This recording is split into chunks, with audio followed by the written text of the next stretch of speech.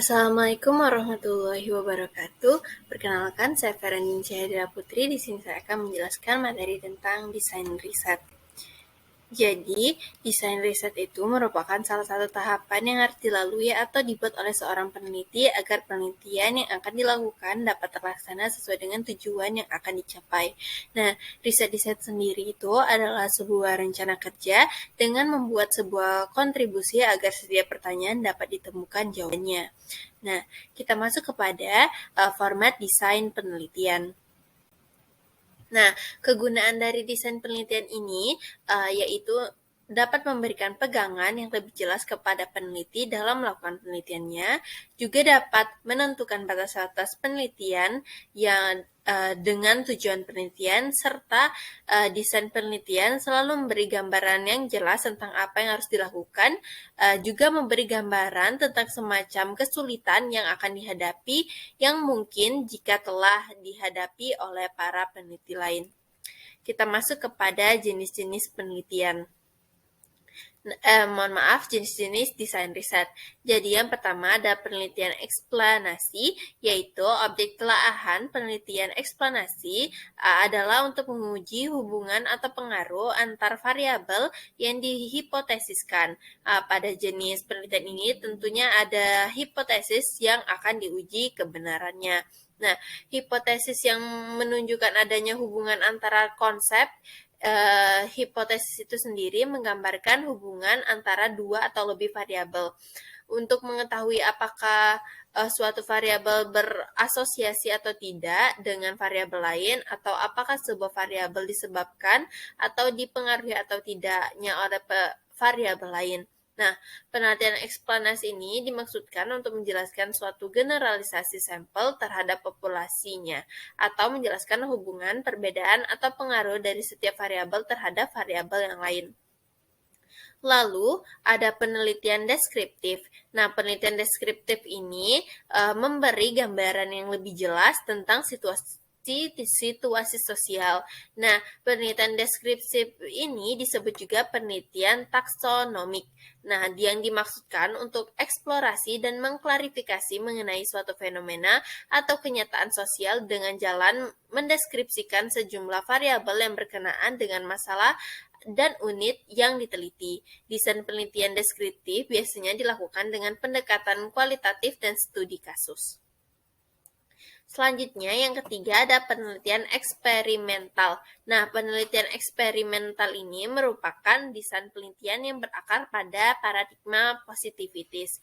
Nah, penelitian eksperimental ini mengadakan percobaan atau eksperimen untuk melakukan tes hipotesis atau eksperimen selalu dilakukan dalam kondisi di mana satu atau beberapa variabelnya dapat dikontrol. Nah, kontrol dalam penelitian ini mempunyai dua arti. Dengan kontrol yang dimaksud bahwa satu variabel atau lebih bersifat tetap, sedangkan variabel lainnya bebas. Misalnya, kita dapat meneliti sikap terhadap tayangan kekerasan di televisi dari berbagai golongan menurut agama, umur, dan sebagainya. Sikap terhadap tayangan ini merupakan faktor tetap yang dikontrol, sedangkan faktor lainnya yaitu faktor bebas.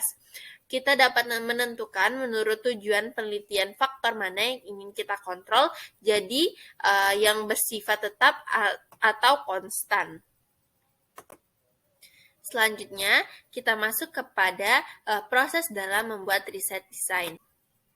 Nah, dalam membuat riset desain ini terdapat beberapa proses. Yang pertama adalah perumusan masalah. Nah, perumusan masalah atau research problem diartikan sebagai suatu kegiatan yang memformulasi pertanyaan terhadap suatu fenomena yang terjadi, baik dalam kedudukannya sebagai fenomena mandiri ataupun dalam kedudukannya sebagai fenomena yang saling terkait. Nah, di antara fenomena yang satu dengan yang lainnya, baik sebagai penyebab maupun sebagai akibat. Selanjutnya ada tujuan penelitian. Nah, tujuan dari menyusun penelitian ini sendiri didasarkan pada pertanyaan penelitian yang bertumpu pada perumusan masalah, sehingga tujuan penelitian merupakan formulasi konkret dari permasalahan. Tujuan dari penelitian itu sendiri yang pertama adalah hasil yang ingin dicapai sebuah penelitian, lalu dapat menggambarkan keinginan seseorang peneliti untuk memberi jawaban dari pertanyaan penelitian, serta pertanyaan mengenai ruang lingkup dan kegiatan yang akan didasarkan pada masalah telah dirumuskan. Lalu yang ketiga ada manfaat atau kegunaan dari penelitian.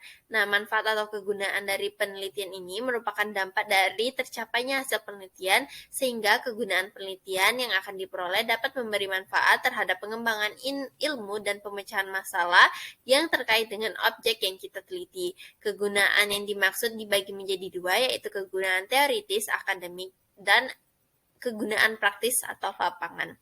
Yang ketiga, yang keempat ada kajian pustaka dan kerangka pemikiran. Nah, kajian pustaka ini berarti mengkaji pustaka-pustaka yang terkait melalui literatur review. Lalu ada juga jenis atau pendekatan penelitian. Nah, jenis atau pendekatan penelitian ini harus disusun secara pasti sebelum turun ke lapangan untuk mengumpulkan data. Yang keenam, ada sampel penelitian. Nah, sebagian dari penelitian kualitatif tidak setuju dengan istilah sampel yang berkonotasi jumlah dan penggantiannya dengan istilah subjek atau sasaran penelitian. Nah, kuantitatif mengenal istilah populasi, di mana populasi merupakan wilayah generalisasi yang terdiri dari objek, subjek, atau subjek yang mempunyai kuantitas dan karakteristik tertentu. Yang ketujuh ada teknik pengumpulan data.